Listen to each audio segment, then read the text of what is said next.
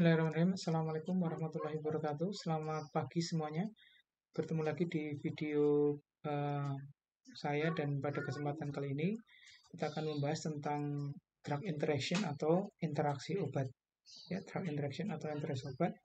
Kejadian interaksi obat ini adalah salah satu kejadian yang harus kita waspadai dan merupakan salah satu bagian penting dalam analisis pharmaceutical care dan merupakan salah satu contoh dari drug related problem. Jadi mengapa konsep atau pemahaman tentang drug interaction harus kita pahami dengan benar supaya kita bisa mengevaluasi dan mengidentifikasi drug related problem sehingga outcome pasien menjadi semakin baik. Baik secara definisi, drug related interaksi obat ini adalah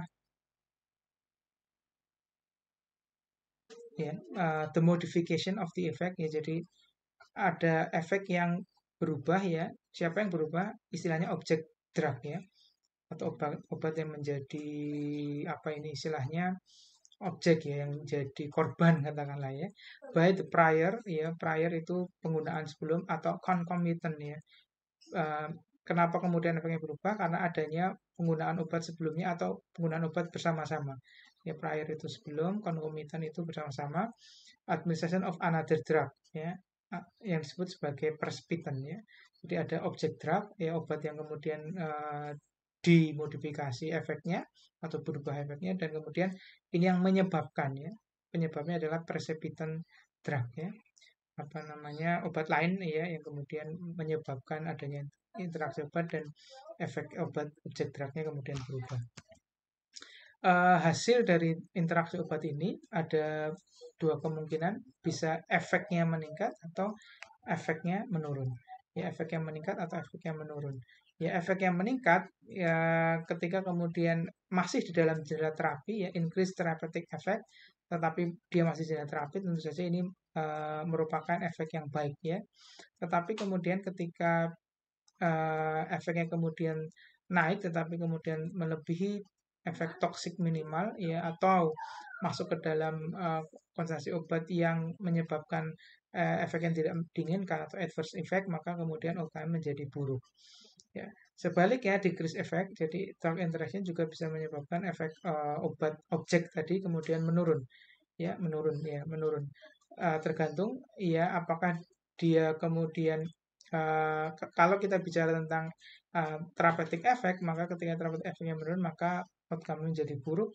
Tetapi kalau menurunkannya itu justru menurunkan efek toksik obatnya, objek obat obat objeknya, atau menurunkan adverse effect objek obatnya, maka ini kemudian outcome-nya kemudian menjadi baik. Ini ada istilah aditif, sinergistik, antagonis, ya, tentu saja nanti kita akan bahas, ya.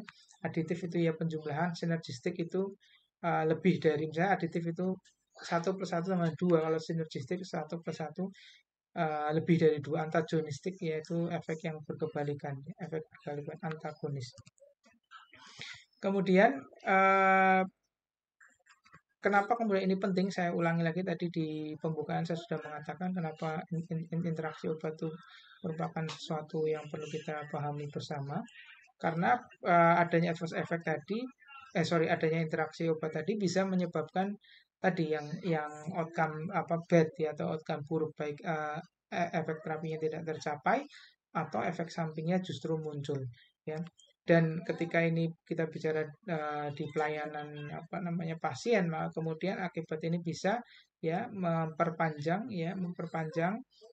misalnya dalam setting hospital, maka pasien akan lebih ya lama untuk tinggal di rumah sakit, ya. Sehingga kenapa kemudian ini penting, dan saya mungkin tidak tampilkan di video ini, tapi banyak sekali paper yang kemudian menghitung dampak ekonomi, ya, dampak ekonomi dari kejadian interaksi obat, ya. Dampak ekonominya cukup besar, sehingga kenapa sekali lagi kita harus sebisa mungkin mencegah, ya, interaksi obat ini. Kalaupun bisa terpaksa obat-obat tadi harus digunakan bersamaan, maka kita harus tahu bagaimana cara menghandle interaksi obatnya.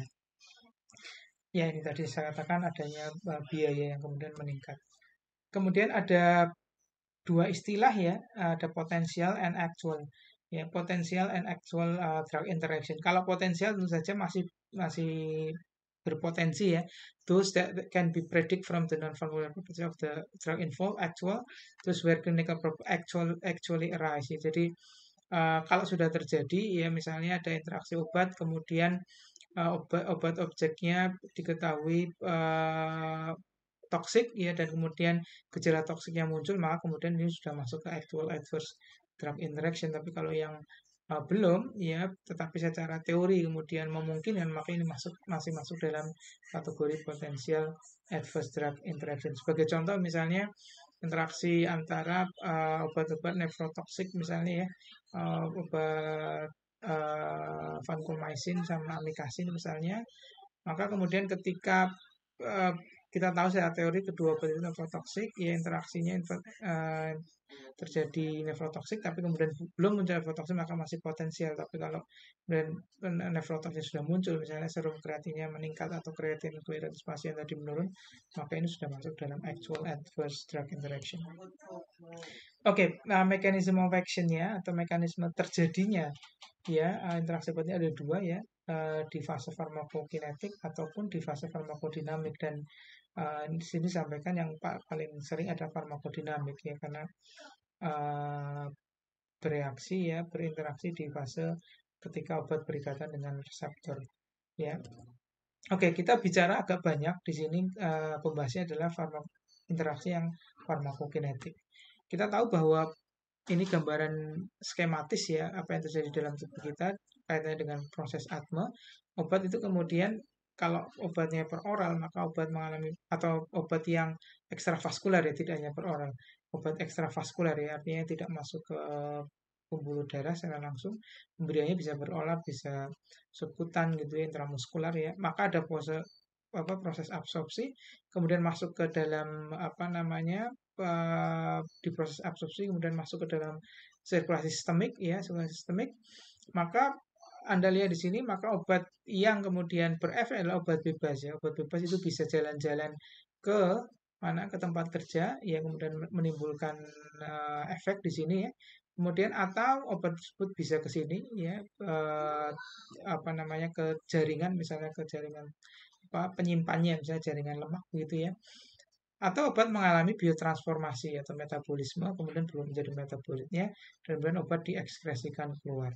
Ya semua fase di sini ketika ada proses interaksi yang mempengaruhi ya salah banyak ya salah satu atau lebih dari satu proses di sini ya farmakokinetik di sini farmakokinetik adalah absorpsi ya distribusi obat itu distribusikan melalui pembuluh darah ke banyak tempat ya kemudian metabolisme di sini dan ekskresi. Maka ketika terjadi interaksi obat ya dengan obat lain di fase-fase ini yang kemudian menyebabkan perubahan proses absorpsi, perubahan proses distribusi, perubahan proses metabolisme dan perubahan proses ekskresi, maka kemudian obat bebas yang ada dalam tubuh menjadi ataupun yang ada di reseptor misalnya menjadi berubah atau menjadi dipengaruhi ya sehingga kemudian tadi efeknya kemudian menjadi berubah. Oke, kita mulai dari per kejadian ya. Kita mulai dari kejadian, kemudian dari kejadian absorption ya. Ada beberapa mekanisme interaksi obat yang mempengaruhi proses absorpsi ya perubahan pH, kemudian bakterial flora, ya kemudian formation pembentukan kelat ya atau kompleks ya, kemudian obat yang menginduksi kejadian kerusakan pada mukosa dan kemudian interaksi obat yang ya diperantarai atau disebabkan oleh perubahan motilitas GI. Ya seperti biasa outcome-nya tadi bisa dua ya, decrease ya atau increase ya, bisa menurunkan atau meningkatkan absorpsi obat. Ya, bisa meningkatkan atau menurunkan absorpsi obat. Ya yang sering terjadi adalah yang menurunkan absorpsi obat. Kalau interaksi obatnya di fase absorpsi ya, maka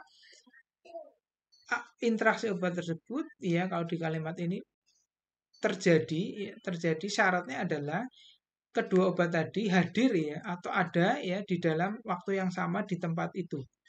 Ya, artinya apa kalau obatnya tidak hadir di waktu yang sama maka kemudian interaksinya tidak terjadi.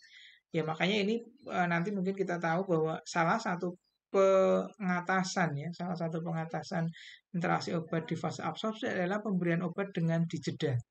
Ya, jadi pemberian tidak diberikan bersama-sama ya, dikasih jeda waktu gitu, diselang berapa jam, katakanlah misalnya 2 jam misalnya atau 4 jam ya, sehingga dua obat tadi tidak hadir sama-sama. Yang obat yang diketahui berinteraksi tidak hadir bersama-sama sehingga interaksi obatnya bisa dicegah. Ya makanya ini disampaikan spirating the administration by at least 2 hours to prevent interaction. Interaksi obat yang kemudian memiliki clinically important ya, efek klinik yang important adalah obat-obat yang short half life ya, yang short half life. Kemudian ketika obat tadi dibutuhkan supaya peak plasmanya itu cepat yaitu achieve a therapeutic effect. Misalnya antibiotik ya, kalau kita belajar antibiotik ada salah satu golongan antibiotik yang outcome terapinya itu ya ada namanya pharmacokinetic pharmacodynamic index ya, PKPD index. Ya, yang indeks PKPD-nya itu konsentrasi maksimal ya, konsentrasi maksimal. Artinya apa? Artinya antibiotik tadi memiliki efek yang baik ketika konsentrasi maksimal semakin tinggi. Ya, maka untuk ketika terjadi interaksi obat pada absorpsi dan kemudian mempengaruhi konsentrasi puncak obat tadi, maka kemudian efeknya juga akan dipengaruhi. Kemudian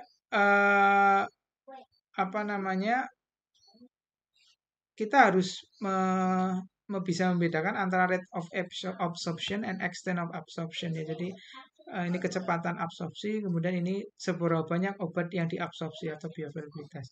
Kadang-kadang begini teman-teman sekalian, kalau Anda baca di paper nanti atau di buku atau dimanapun, dia ada terjadi interaksi obat ya. Jadi misalnya tadi mengurangi absorpsinya diperlambat, delay gitu ya, ditunda. Atau misalnya Cmax-nya ya, tadi kan Tmax T ya, waktu untuk mencapai konsentrasi puncaknya ditunda atau konsentrasi puncaknya sendiri diturunkan. Ya, tetapi kemudian ya bioavailability-nya sama. Ya, bioavailability-nya sama, artinya AUC-nya sama. Sehingga untuk kasus-kasus seperti ini kita harus pertimbangkan. Ya, bisa jadi Tmax-nya dipengaruhi tapi AUC-nya tidak dipengaruhi sehingga secara umum efek terapinya juga tidak akan terpengaruh. Oke. Kemudian obat-obat tadi yang punya clinical effect besar adalah obat-obat dengan long half life. Yang short half life. Dengan kata lain obat-obat yang memiliki long half life ya, jika bioavailability-nya tidak berubah, maka kemudian konsekuensinya juga tidak banyak terpengaruh. Jadi kita tahu bahwa obat-obat yang short half life ya, kenapa kemudian obat-obat yang short half life itu dipengaruhi? Karena obat tadi ya half life-nya singkat ya, half-life-nya singkat. Ketika half life-nya singkat artinya apa? Keberadaannya di dalam ya tubuh itu singkat, sehingga ketika absorpsi obatnya kemudian dipengaruhi, absorpsi obatnya dipengaruhi, maka kemudian akan terjadi perbedaan nanti ya, terjadi perbedaan yang kemudian ya mengakibatkan konsentrasi obat yang dipengaruhi tadi atau akibatnya ya hasil dari interaksi obat tadi lebih besar ya, atau lebih berbeda gitu ya, lebih berbeda ketimbang perbedaan untuk obat-obat yang memiliki long half life. Kemudian untuk kemoterapi ya, obat-obat kanker gitu, kita tahu bahwa obat ini adalah obat yang bisa menginduksi ya mukosal ya, karena kita tahu bahwa kemoterapi adalah agen sitotoksik ya, toksik terhadap jaringan ya, sel gitu, sehingga termasuk yang dirusak adalah jaringan mukosa ya, dan karena adanya kerusakan mukosa ini kemudian absorpsinya juga bisa obat lain ya yang kemudian diberikan setelahnya gitu misalnya bisa terpengaruh ya, sehingga berarti obat yang tadi itu kemudian bukan kemoterapinya, obat lainnya tadi kemudian juga bisa terpengaruh. Oke, kita lihat satu demi satu ya. Misalnya yang ini, yang perubahan pH. Kita tahu kita harus ingat ini Henderson-Hasselbalch equation ya, yang ada pH pKa ya gitu. Maka prinsipnya gini aja.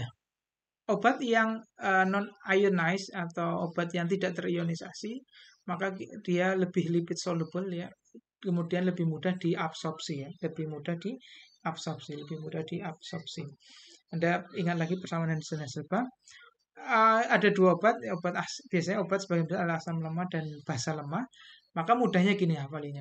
Obat asam lemah maka dia lebih mudah diabsorpsi pada kondisi asam.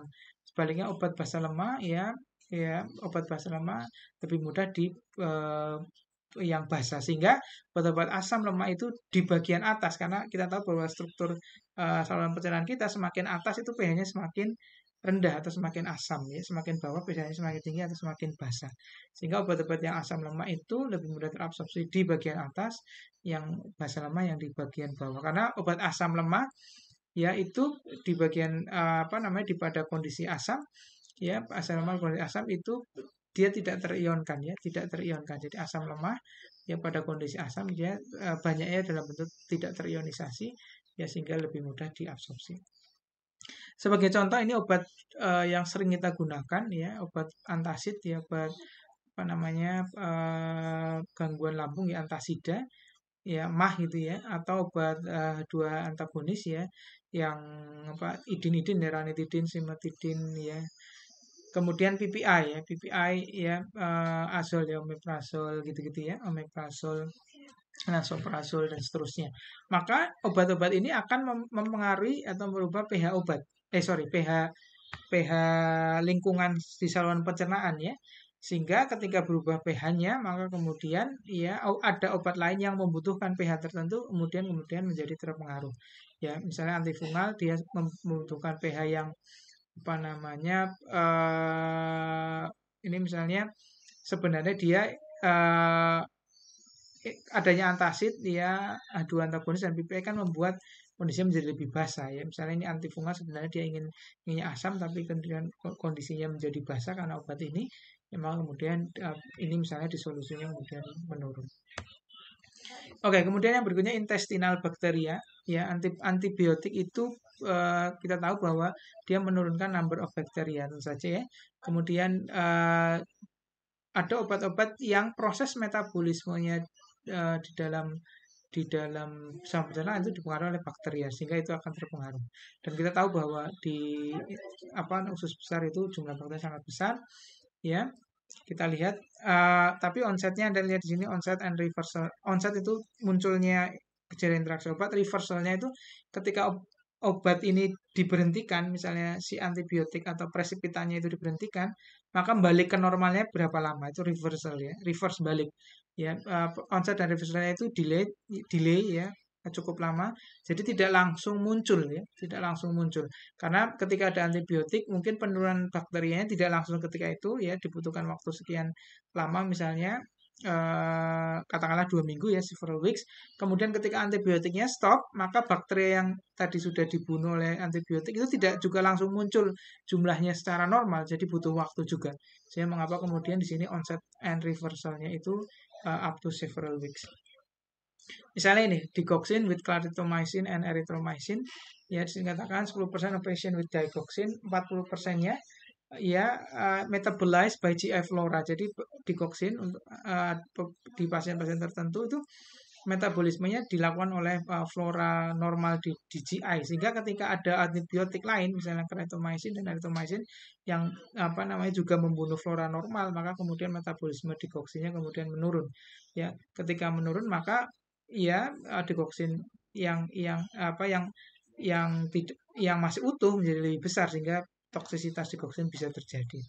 Ya, the effect may persist for weeks to months after antibiotic is stopped. Karena tadi ya reverse-nya perlu waktu. Kenapa? Karena bakterinya tadi kemudian tidak langsung muncul walaupun antibiotiknya sudah di stop, tapi kemudian butuh waktu untuk bakteri tadi muncul dalam jumlah yang sama seperti sebelumnya. Kemudian reaksi berikutnya atau mekanisme berikutnya adalah adanya pembentukan kompleks atau kelat ya. Maka ini mudah ya, caranya adalah dengan menjeda tadi, memberi interval atau memberi selang waktu tertentu, misalnya 2-4 jam. Yang paling sering teman-teman sekalian, ini banyak sekali di buku-buku jurnal artikel adalah reaksi atau interaksi obat antara golongan obat antibiotik ciprofloxacin ya dengan ini obat-obat yang logam ya, aluminium, magnesium. Misalnya ini di sediaan antacid ada ini, kemudian di waktu yang sama pasien menggunakan ciprofloxacin, maka kemudian kita harus jeda. Ya, karena kalau tidak maka ini decrease the absorption by about 85%, angkanya cukup tinggi sehingga kita harus jeda 2 sampai 4 jam. Ya biasanya diberikan ciprofloxacin dulu, kemudian kita yakin di waktu tersebut sudah diabsorpsi secara baik, baru kemudian ya 2 jam sampai 4 jam berikutnya antasidnya digunakan. Ya. Intinya adalah jangan sampai dua obat ini berada di tempat yang sama dalam waktu yang sama.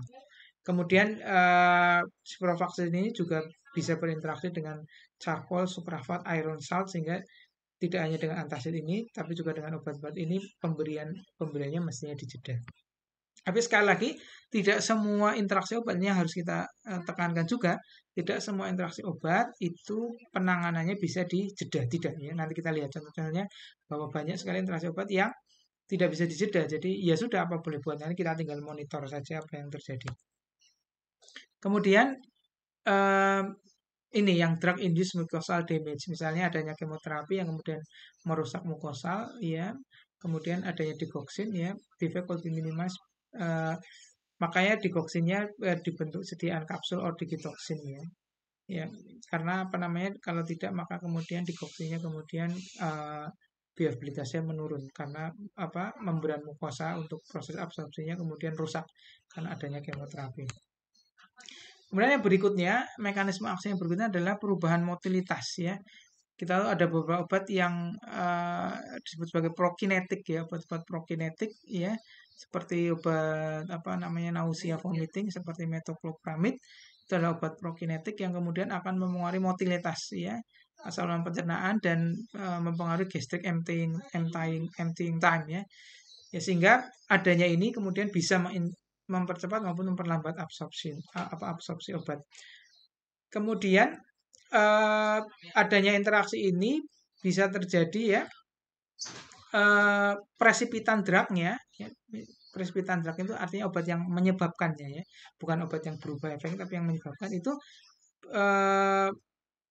ketika ya kejadian GI motility, perubahan GI motility maupun gastric emptying time-nya ini adalah kejadian sistematik ya, artinya kita nggak bisa ya merubah atau mencegahnya dengan memberikan jeda ya, karena GI mortality sama gastric emptying time-nya tetap seperti itu ya, tetap seperti itu. Artinya kecepatan motilitasnya misalnya semakin tinggi atau semakin rendah, misalnya dengan prokinetik kecepatan motilitasnya semakin tinggi semakin cepat.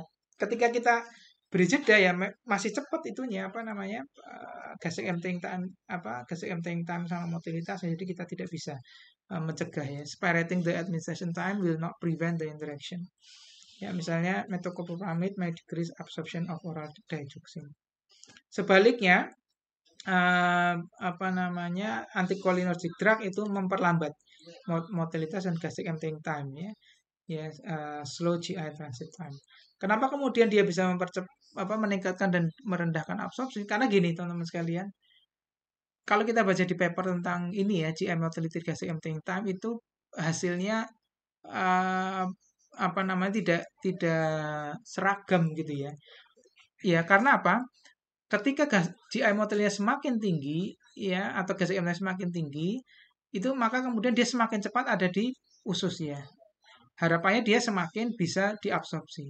Tetapi ternyata tidak juga, karena dia semakin cepat ya, maka kemudian efek berikutnya adalah dia waktu untuk kemudian berinteraksi dengan tempat absorpsinya itu juga semakin cepat. Jadi walaupun dia cepat diturunkan dari lambung misalnya ke usus misalnya ya, tapi sebenarnya dia butuh waktu untuk kemudian butuh waktu untuk berinteraksi dengan tempat absorpsinya ya.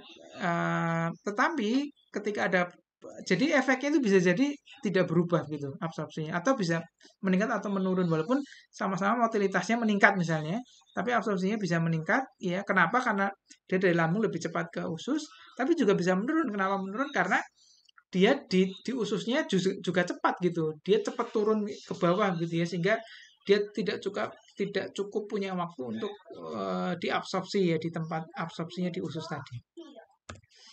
Oke, ini contoh beberapa obat tadi ya. Ini yang drug affected itu berarti yang objek drug. Ini yang apa presipitannya ya. Ya, misalnya cyclosporin dan orlistat. Ya, kemudian metoclopramid tadi contohnya ya. Ini reduced digoxin absorption ya. Yang metoclopramid reduce ya. Kemudian yang propantelin itu yang increase ya. Kemudian Anda bisa lihat ini yang antacid H2 apa namanya blocker PPI dan seterusnya. Anda bisa lihat ya. Quinolone yang terkenal sekali antacid ya, adanya kelat ya, yang kemudian kelat tadi sulit untuk atau kompleks tadi sulit untuk diabsorpsi. Oke, sekarang kita masuk ke fase berikutnya. Tadi sudah kita bicara fase absorpsi, kita bicara sekarang fase distribusi. Yang paling utama dari fase distribusi adalah adanya plasma protein binding. Kita tahu bahwa obat-obat apa namanya yang kemudian digunakan itu akan terikat dengan protein plasma ya, misalnya albumin ya atau alpha glycoprotein misalnya. Maka kemudian tergantung seberapa kuat ikatannya. Obat-obat yang memiliki ikatan protein yang persentasenya tinggi itu misalnya bisa dikatakan di atas 90%. Ya, kita tahu bahwa obat-obat yang berefek adalah obat-obat yang bebas ya. Kita tahu bahwa obat-obat yang berefek adalah obat yang bebas, yang tidak berkaitan dengan protein plasma. Maka ketika suatu obat diketahui memiliki ikatan protein plasma 90%, maka kita bisa katakan bahwa cukup 10% dari obat tadi yang digunakan pasien itu hanya 10%-nya sudah menimbulkan efek. Ya, kenapa? Karena 90% terikat dengan protein plasma. Sehingga ketika terjadi interaksi obat yang kemudian interaksi tadi menyebabkan lepasnya ya sebagian obat dari ikatan proteinnya, misalnya ada obat lain ya yang sama-sama punya ikatan dengan protein plasma yang sama sehingga objek drugnya kemudian yang tadinya 90% menjadi 80%, maka Anda bisa bayangkan jumlah yang bebas yang tadinya hanya 10% menjadi 20%. Jadi ada peningkatan 2 kali lipat. Ya, sehingga kalau di fase distribusi ini yang sering dituliskan, kita harus aware dengan obat-obat yang ikatan proteinnya atau protein bindingnya tinggi di atas 90%. Oke, clinically importantnya when it's accompanied by enzyme inhibition or ya, gini. Jadi saya perlu baca ini compensatory mechanism. Jadi increase metabolism. Jadi gini, ketika misalnya tadi ya dari 90 ya kemudian adanya adanya interaksi obat menjadi 80%. Maka kemudian obat bebasnya dari 10% menjadi 20% lebih banyak. Maka tubuh kita sebenarnya juga punya mekanisme kompensatori. Ya, misalnya increase metabolism. Ya, jadi metabolismenya ditingkatkan supaya tetap menjaga konsentrasi obatnya tidak terlalu tinggi, atau increase excretion, jumlah pembuangan obat juga ditingkatkan, atau redistribution. Jadi obatnya distribusikan ke tempat lain yang kemudian tidak misalnya ke tempat penyimpanannya, bukan ke tempat kerjanya misalnya. Makanya namanya compensatory mechanism. Tetapi kemudian ini berbahaya ketika kemudian obat ini neurotherapy index, kemudian onsetnya cepat dan high protein bound. Tadi saya sudah sampaikan yang high protein bound. Kemudian neurotherapeutic index ya, ketika misalnya perubahan konsentrasi obat itu sedikit saya sudah menimbulkan efek yang berbeda, maka ini bahaya juga. Kemudian misalnya ada enzyme inhibition ya. Jadi selain interaksi fase distribusi juga ada interaksi misalnya fase metabolisme yang enzimnya diinhibisi, maka semakin konsentrasi obat semakin tinggi. Misalnya sebagai contoh nih, Anda bisa bayangkan obat-obat yang ikatan protein tinggi, phenytoin, tolbutamide, dan warfarin. Ya, ini presipitan drugnya yang bisa berikatan dengan protein plasma yang sama. Maka tadi misalnya yang tadinya, kita ekstrim ya, contohnya warfarin 99% ikatan proteinnya, maka cukup 1% dari warfarin sudah menimbulkan efek. Maka ketika ada obat lain misalnya ya yang kemudian ia mengusir warfarin dari protein plasma yang tadinya 95% menjadi kata 95%, hanya 95% ya, maka yang bebas menjadi 5%.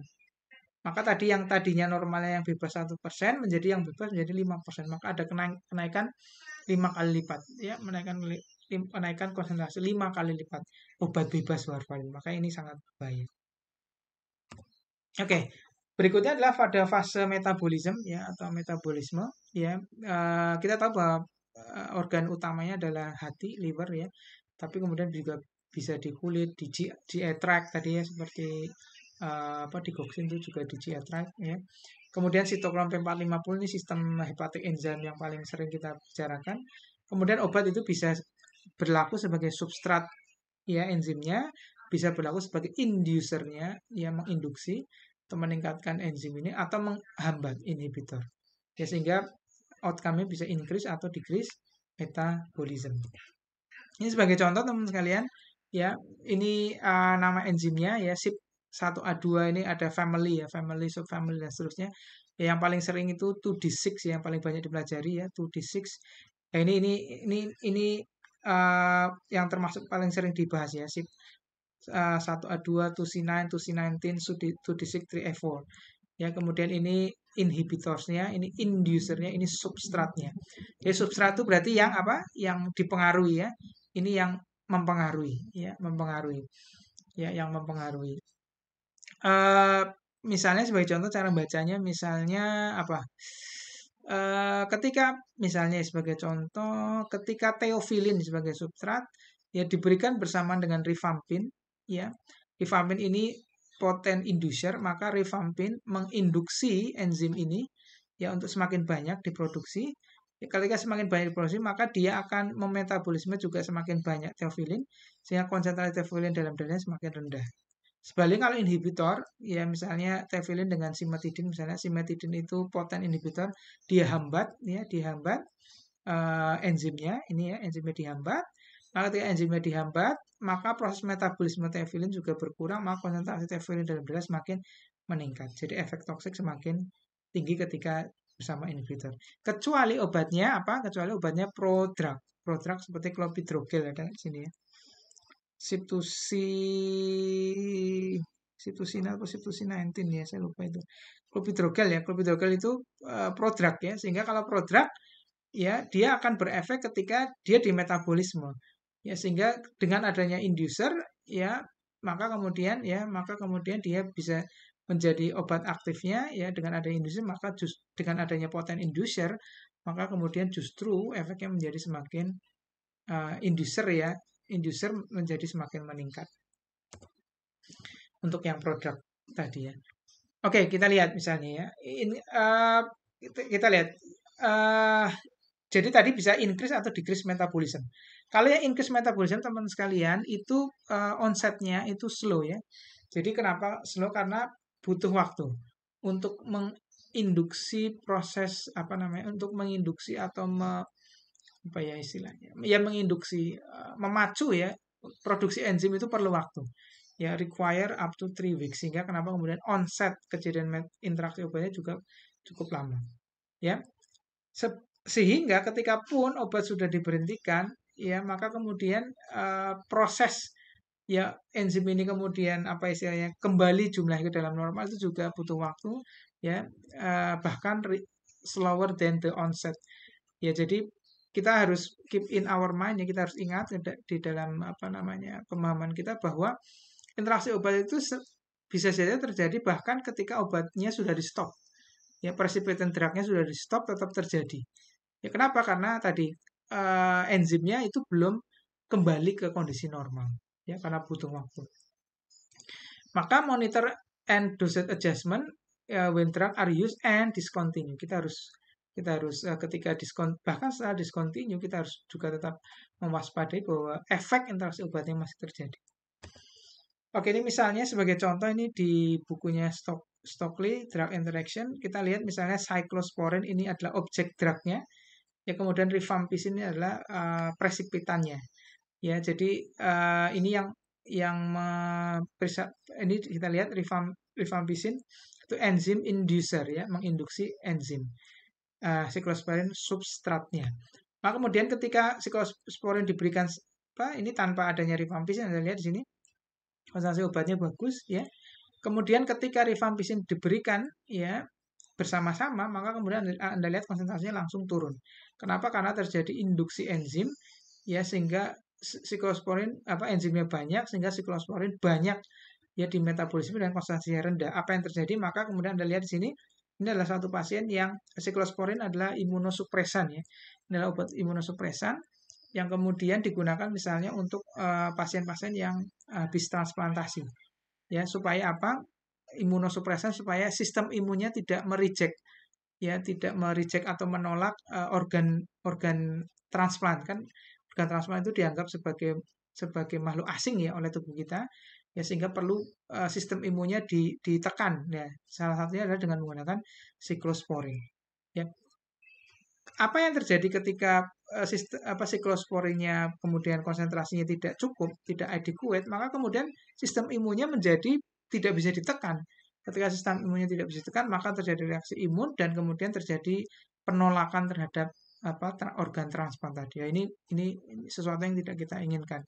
Ya, sesuatu yang tidak inginkan ya terjadi, sehingga kita harus betul-betul ya bisa mewaspadai ya dan mencegah ya supaya interaksi obat ini tidak terjadi. Ini di buku ini diceritakan pasiennya akhirnya kemudian meninggal ya karena kemudian reaksi interaksi obat ini. Kemudian ini yang berikutnya, kalau tadi increase ini yang decrease ya. Kalau yang decrease itu lebih cepat ya, occurring between hours ya, bisa sampai 24 jam. Reversalnya atau yang baliknya lagi ketika obatnya discontinue juga cepat ya, sehingga keep in our mind bahwa kalau yang metabolisme yang inducer gitu ya, inducer itu prosesnya lebih lama ya, sekitar 2 mingguan. Kalau yang inhibitors itu prosesnya lebih cepat. Misalnya erythromycin ya, with terfenadine ini obat yang sudah ditarik dari pasarannya. Terfenadine ya, karena decrease metabolism, kemudian terfenadine semakin banyak sehingga muncul toksitas ya. Ya, ini terfenadine adalah obat yang sering dijadikan contoh, tapi saat ini sudah tidak ada di pasaran. Obat ini sudah ditarik karena muncul cardiotoxicity, jadi QT prolongation. Kemudian reaksi berikutnya yang juga mempengaruhi proses interaksi obat di fase metabolisme adalah first pass metabolism. Ya, misalnya nih propanolol ya, only 10% of drug reach systemic circulation. Kenapa? Karena obat ini ya mengalami first pass metabolisme yang sangat besar. Artinya apa first pass metabolisme? Itu artinya obat itu di metabolisme lebih dahulu di hati sebelum disebarkan atau sebelum berada di mana sirkulasi sistemik.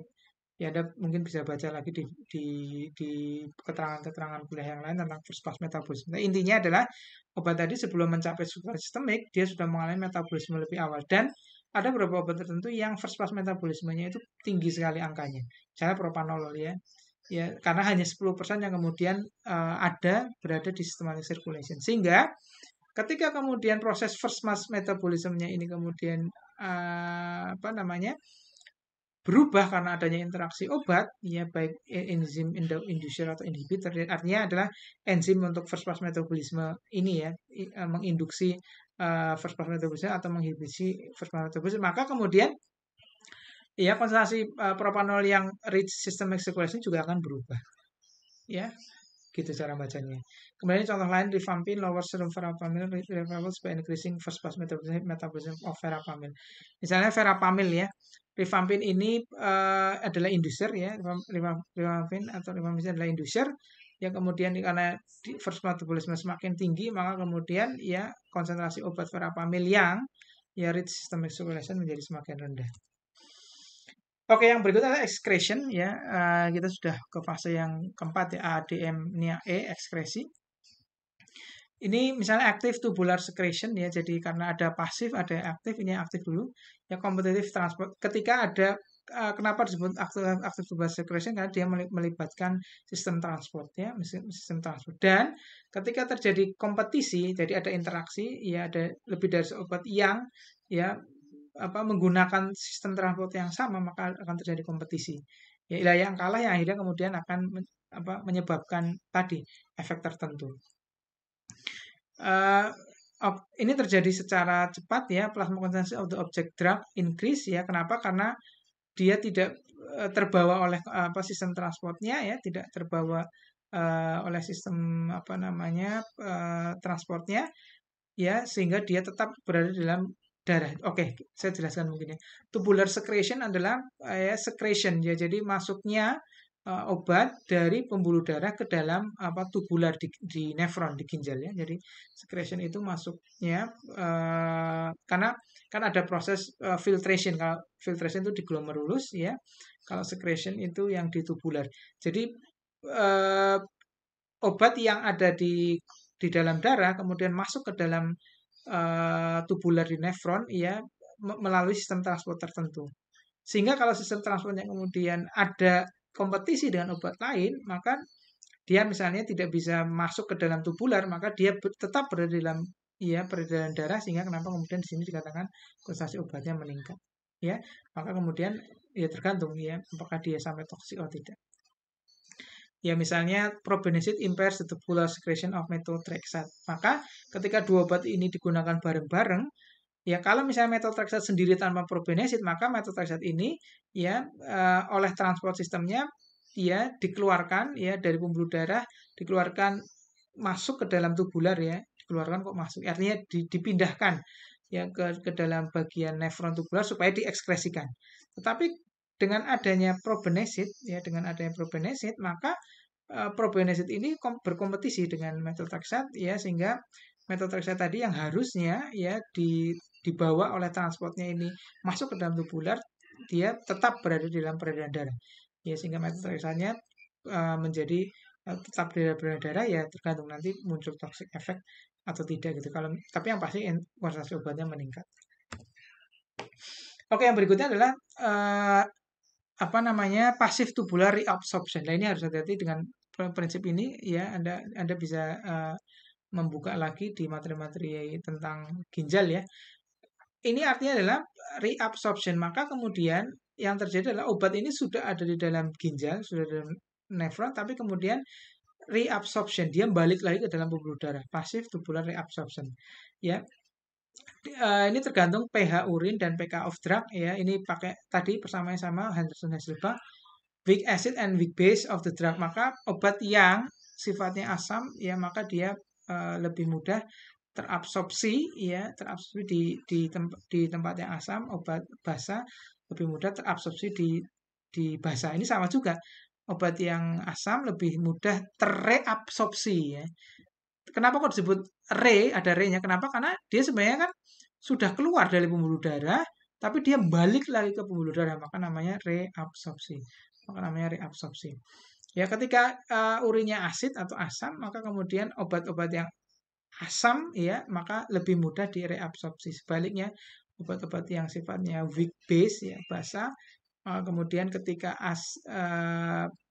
urinnya basa, maka dia kemudian lebih mudah direabsorpsi. Ya, clinically important if drug has a neurotherapeutic index ya. Jadi kenapa ini dari banyak slide tadi kita sering mengatakan neurotherapeutic index. Jadi memang gini teman-teman sekalian, kita mungkin tidak bisa mengatakan bahwa oke, semua interaksi obat berbahaya, tidak. Jadi pun jika terjadi interaksi obat, bisa jadi interaksi obat itu tidak menimbulkan efek yang berbahaya ketika misalnya jendela terapinya sempit. Jendela terapinya lebar misalnya. Maka ketika terjadi perbedaan konsentrasi karena ada interaksi obat, maka karena jendela terapinya lebar, maka konsentrasi obat itu tetap ada dalam jendela terapi. Sehingga yang harus kita waspadai adalah ketika interaksi obat ini terjadi pada obat-obat yang indeks terapinya sempit. Karena ketika indeks terapinya sempit, maka terjadi perubahan konsentrasi obat itu bisa naik ke atas ke efek toksik atau naik ke bawah ke subterapeutik ya. Ini gambarannya nih teman-teman sekalian. Misalnya ini di darah, ini dinding tubulus ya, kemudian ini di tubulusnya ya, misalnya dia asam ya, asam, maka kemudian lebih mudah ya balik lagi ya. Ketika dia obatnya Ini misalnya asam, ini obat asam berarti ya.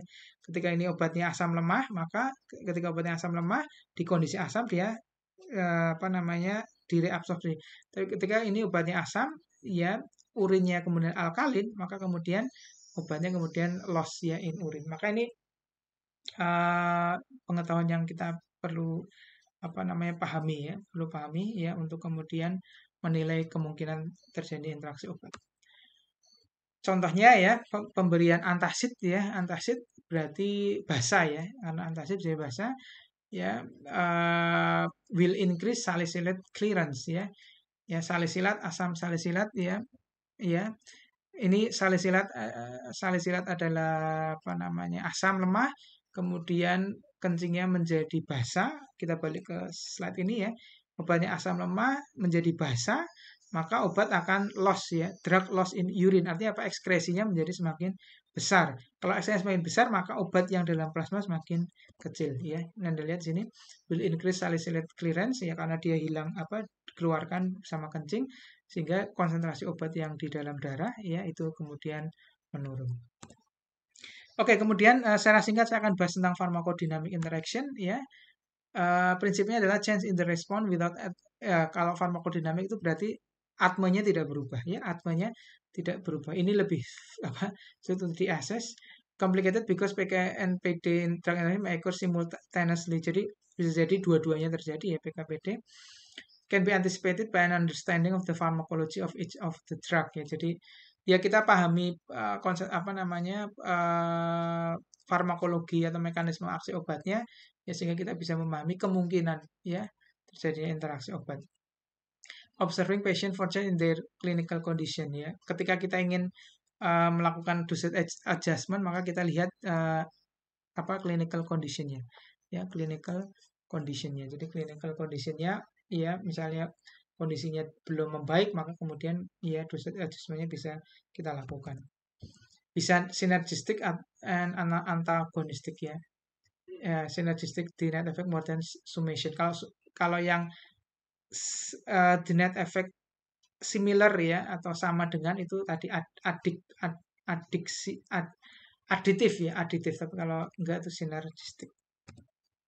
Oke, baik itu teman-teman sekalian yang bisa saya sampaikan di dalam apa namanya materi interaksi obat. Jadi intinya kita fokus ke atma ya. Jadi interaksi obat yang bisa mengaruhi proses atma, absorpsi, distribusi, metabolisme, ekskresi. Di tiap proses itu ada lagi contoh-contohnya dan ingin saya sampaikan sebagai penekanan adalah tidak semuanya interaksi obat itu bisa diselesaikan dengan apa memberikan jeda. Memang ada obat-obat atau interaksi obat yang bisa kita apa namanya kita bisa antisipasi atau hindari dengan menjeda, tapi tidak semua interaksi kita bisa jeda. Apa yang bisa dilakukan terus yang bisa dilakukan adalah monitoring ya, monitoring ya ketika misalnya interaksinya adalah menurunkan apa konsentrasinya meningkat ya maka kita monitoring kira-kira efeknya apa ya, kita cari literatur efeknya apa, kita lihat di pasiennya terjadi atau tidak. Ya, jadi gitu caranya. Jadi memang tidak bisa dihindari obat.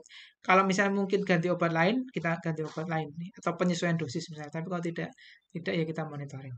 Baik, itu teman-teman sekalian yang bisa sampaikan. Terima kasih, semoga bermanfaat. Mohon maaf jika ada kesalahan. Saya tutup. Assalamualaikum warahmatullahi wabarakatuh.